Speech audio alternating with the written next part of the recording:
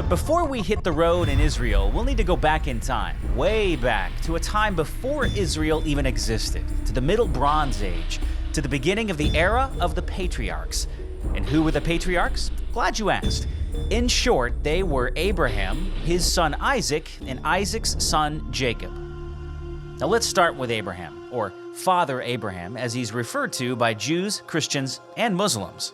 Now, when we meet this semi-nomadic shepherd named Abraham, whose original name was Abram in Genesis 11, the biblical narrative is one of uncertainty and decidedly downcast.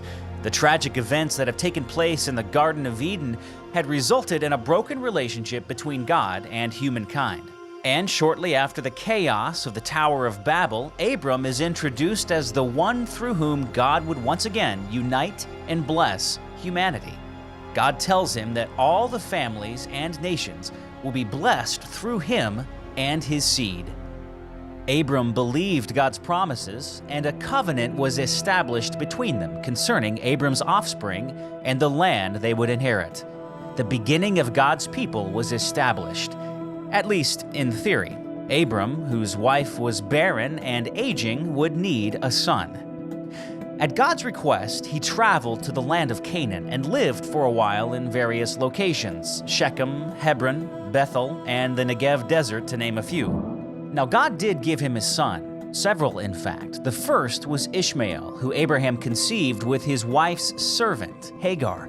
Both Ishmael and Hagar were cast out. Ishmael went on to become the father of the Arab nations. But Abraham's heir was Isaac, who the Bible says was born to Abraham and Sarah in their old age by supernatural intervention by God. Abraham confirmed his devotion to God and his willingness to sacrifice Isaac. And we all know what happened on Mount Moriah. God, instead of allowing Abraham to sacrifice Isaac, provided a substitute, a ram that would be sacrificed instead.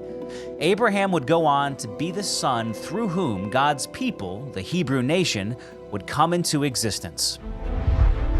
That brings us to the third patriarch, Isaac's son, Jacob. Now, Jacob, whose name later was literally changed to Israel, was a truly fascinating biblical figure. He was a conniver, a man of great strengths and weaknesses, a man of strong faith, but also at times of great fear. Jacob famously wrestles with God and had a dream of a ladder on which angels ascended to and descended from heaven.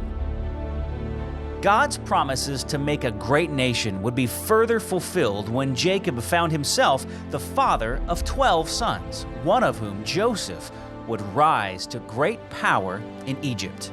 Eventually, all 12 of Jacob's sons, whose families would become the 12 tribes of Israel, ended up in Egypt because of a famine.